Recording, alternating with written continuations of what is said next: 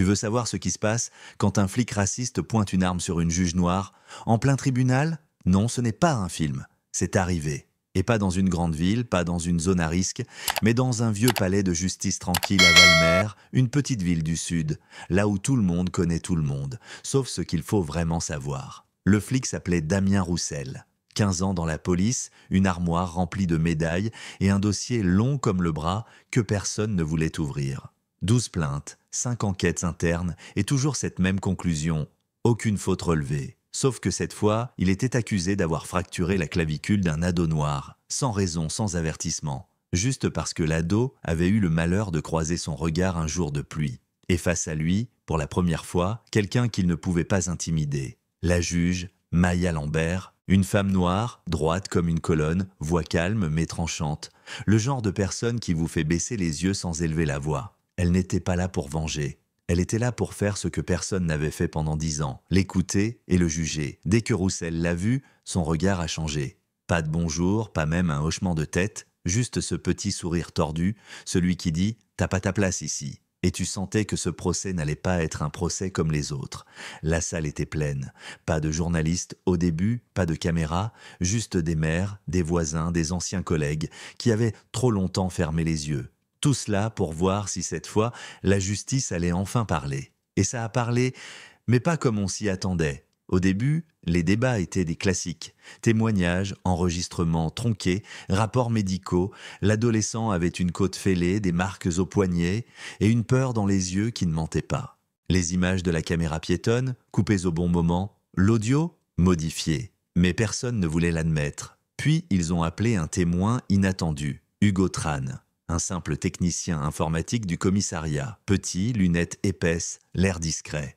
Mais dès qu'il a ouvert la bouche, c'était comme si la salle respirait pour la première fois. Il a raconté comment les vidéos étaient accidentellement corrompues, comment les rapports étaient à déplacer de service en service, comment certains collègues étaient invités à garder le silence ou à prendre leur retraite plus tôt.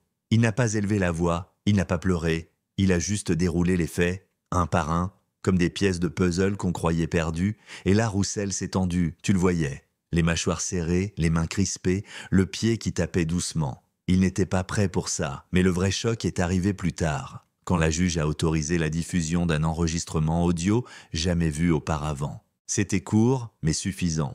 On y entendait un supérieur dire « Laisse tomber Damien, pas cette fois ». Et la réponse « Ils s'en foutent, je fais ce que je veux ».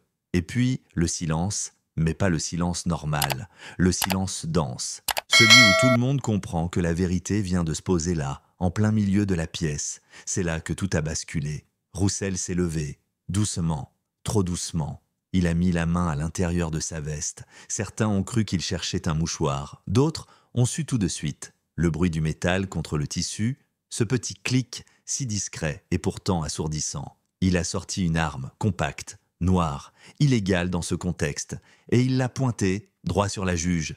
Personne n'a crié, personne n'a bougé. Tout s'est figé. La juge Lambert n'a pas cligné des yeux. Elle n'a pas levé les mains. Elle a juste dit, d'une voix calme, « C'est ça votre pouvoir, une arme dans un tribunal ?» Et lui, les mains tremblantes, n'a rien dit. Rien.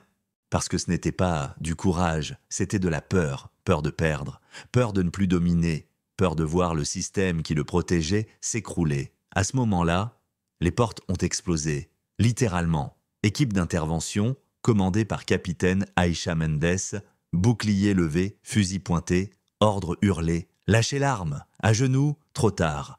Un coup de feu. La balle a frôlé la tête de la juge, s'est plantée dans le bois sombre du pupitre. À quelques millimètres près, cette histoire devenait une tragédie nationale. Mais elle n'a pas bougé, toujours debout, toujours calme, et tout le monde a su que ce moment-là venait de changer l'histoire de Valmer. Dans les heures qui ont suivi, une journaliste indépendante, Leïla Ozan, a publié un article choc. Elle y révélait comment le dossier de Roussel avait été blanchi par plusieurs supérieurs, comment des plaintes avaient disparu, comment même le procureur avait classé certaines affaires sans justification. Et là, les choses ont explosé pour de bon. Manifestations silencieuses, démissions en chaîne, enquêtes ouvertes contre 3 commandants de police. La mairie a tenté de calmer les choses, trop tard. La population ne voulait plus d'excuses. Elle voulait des noms, et elle les a eus. Véronique S., sous-directrice des affaires internes, Claude Dardenne, substitut du procureur, tous impliqués, tous exposés, la juge Lambert, toujours là. Pas une interview, pas une larme, juste une phrase lancée à la presse. Ce n'est pas une fin, c'est un début. Et elle avait raison. Quelques semaines plus tard, un mur a été peint en face du tribunal. Une fresque immense. Elle montrait la salle d'audience, mais pas comme on la connaît. À la place des agents armés, des citoyens, livres à la main, bougies, micros, et au centre, la juge, debout, inébranlable. En lettres bleues profondes, on pouvait lire « La justice, ce n'est pas le silence. C'est la voix qu'on n'a jamais voulu entendre. » Alors maintenant, à vous de jouer. Était-ce de la justice ou juste un rattrapage tardif? Dites-nous ce que vous en pensez dans les commentaires, partagez cette histoire et abonnez-vous parce que la prochaine risque d'être encore plus dérangeante.